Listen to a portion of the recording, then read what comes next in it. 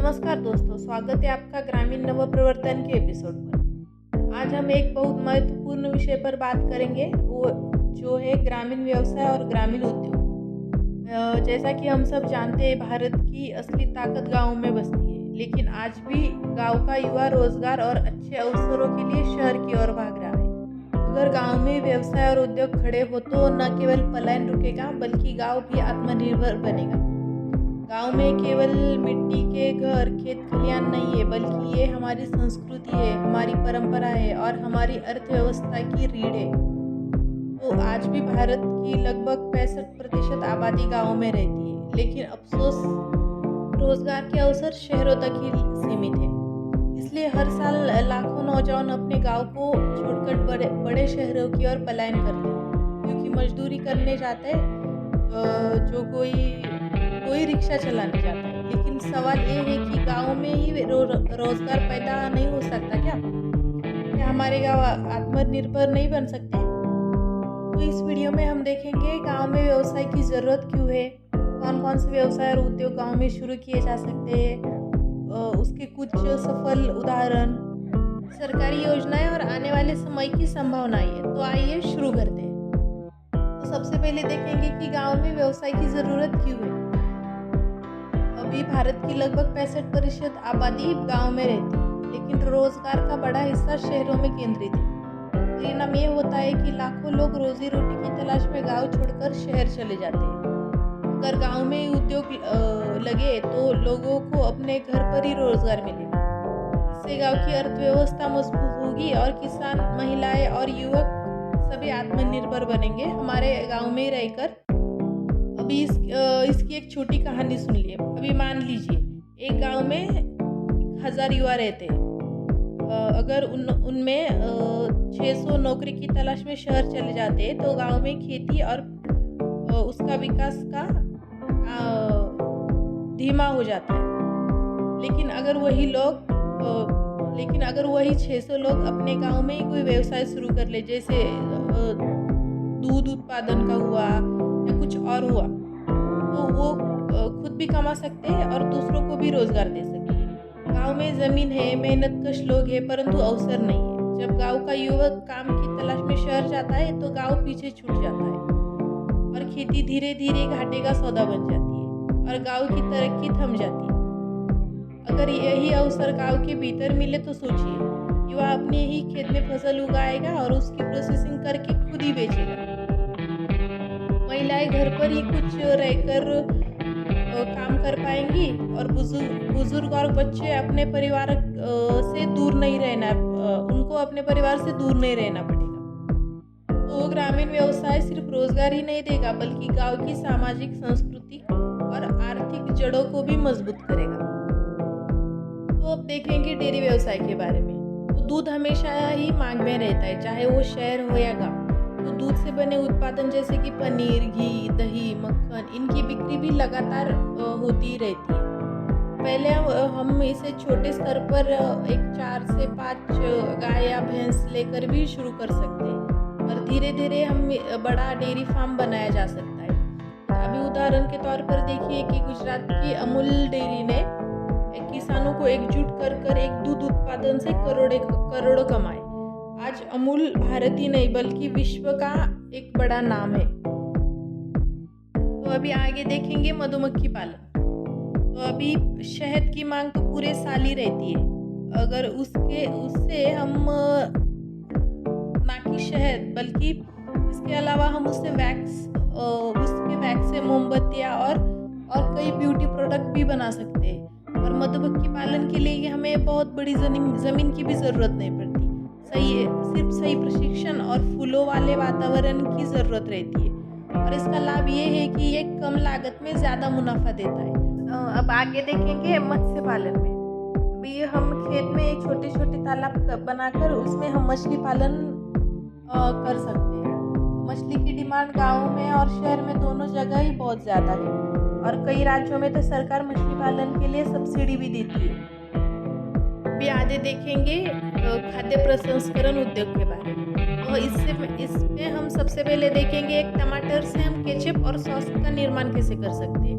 तो अभी टमाटर तो हमारे खेत में रहता ही है, मतलब जिस भाग में टमाटर की खेती होती है वहाँ से हम यहाँ से हम उद्योग चालू कर सकते हैं। तो पहले देखेंगे कि अभी टमाटर से सॉस बनने के लिए हमें उससे पहले उबाल कर उसमें कुछ नमक और चीनी मसाले वगैरह डालकर हमें उसको एयरटाइट कंटेनर में पैक करके अब हम वो बेच सकते हैं। और इसकी मांग शहर और गांव के होटल में नहीं बल्कि स्कूल, कैंटीन और ढाबों में भी हमेशा रहती है। फिर बाद में आता है एक फ्रूट जूस। अभी फ्रूट जूस में सबसे मेन है कि आम।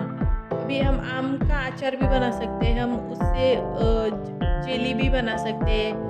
फिर हम जाम और जेली को एक लोकल ब्रांडिंग के थ्रू हम कॉलेज और स्कूल के स्थानीय बाजार में भी उसकी तुरंत खपत हो सकती है। फिर बात करते हैं आचार उद्योग के बारे में। तो आचार उद्योग में हमें आम, नींबू, मिर्च, गाजर, लहसुन ऐसे कच्चा माल चाहिए होता है, जिससे कि हम घरेलू तरीके से अचार और कुछ जाम जेली बना के बेच सकते हैं। अभी घरेलू स्वाद का अचार तो हमेशा बिकता ही है।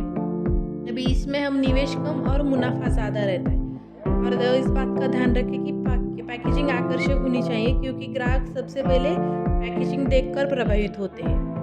अभी बात करते फिर मसाला पैकेजिंग यूनिट के बारे में। अभी इसमें हम कच्चा माल के लिए हमें हल्दी, मिर्च, धनिया, जीरा जैसे गरम मसाला का कच्चा माल चाहिए। अभी इसके लिए हम सबसे पहले तो इसको कच्चा माल लाके फिर इसको सुखाना होता है, और फिर अच्छी तरह से सूखने के बाद फिर इसको ग्राइंडर मशीन में पीसेंगे, और फिर पीसने के बाद छानेंगे और फिर वो सब मिक्स करके फिर हमारा मसाला रेडी है। अभी इसकी अच्छी तरीके से पैकेजिंग करके फिर हम हमारे अगर पैकेट पर ब्रांड है तो उसका ब्रांड का नाम, उसका वजन, उसकी MRP, उसकी मैन्युफैक्चरिंग और एक्सपायरी डेट लिख के हम चाहे तो स्टोरेज भी कर सकते हैं और डिस्ट्रीब्यूशन भी कर सकते हैं।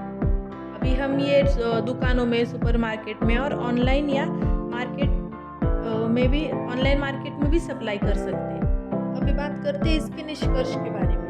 अभी खाद्य प्रसंस्करण उद्योग से तो किसानों की जो फसल है उसको सही दाम मिलता है, और महिलाओं और युवाओं के लिए घर बैठे रोजगार मिल जाता है, और गांव का नाम और उत्पादन ब्रांड बनकर शहरों तक पहुंचाया जा सकता है।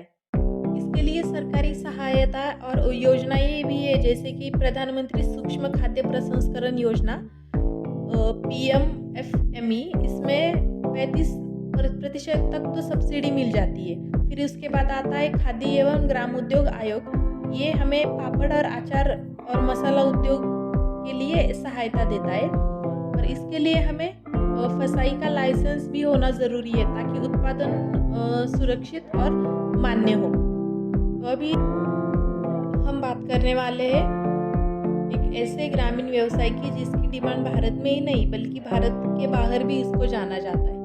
जी हाँ, हम बात कर रहे हैं हर्बल और औषधि पौधों की खेती के बारे में।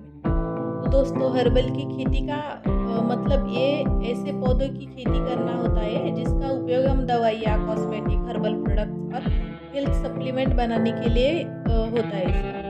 तो भारत में आयुर्वेद की पद्धत की वजह से इन पौधों की खेती की बहुत ज़्यादा मांग रहती है। अब सवाल ये आता है कि हर्बल की खेती क्यों करें? तो पहली वजह ये है कि पतंजलि, हिमालय और डाबर जैसी बड़ी कंपनियां किसान से सीधे खरीद सकती है, और दूसरी बात यह है कि इन पौधों की खेती में लागत बहुत कम लगती है और मुनाफा भी बहुत ज़्यादा होता है। और तीसरी बात यह है कि सरकार भी इस खेती के लिए बढ़ावा देने में मदद करती है, और सबसे खास बात यह है कि हर्बल प्रोडक्ट भारत के बाहर भी महंगे दाम पर बिकते हैं, जिससे किसानों को एक्सपोर्ट का भी मौका मिलता है। अगर पौधों की बात करें तो इसमें कई विकल्प होते हैं। एलोवेरा सबसे लोकप्रिय है क्योंकि इसका जेल और जूस की डिमांड बहुत रहती है। अभी इसके बाद आता है तुलसी। तुलसी का उपयोग दवाइयों में, हर्बल टी में होता है, और इसका तेल भी महंगे दाम पर बिकता है। अभी सरकारी योजनाओं की बात करें तो आयुष मंत्रालय भी हर्बल खेती को बढ़ावा देने के लिए एक अलग अलग प्रोग्राम चलाता है। जो कि कई राज्यों में इसके लिए स्पेशल हर्बल पार्क और मंडियाँ भी बनाई जाती है, और इसके साथ साथ वो ट्रेनिंग और हमें सब्सिडी और बीज भी देता है।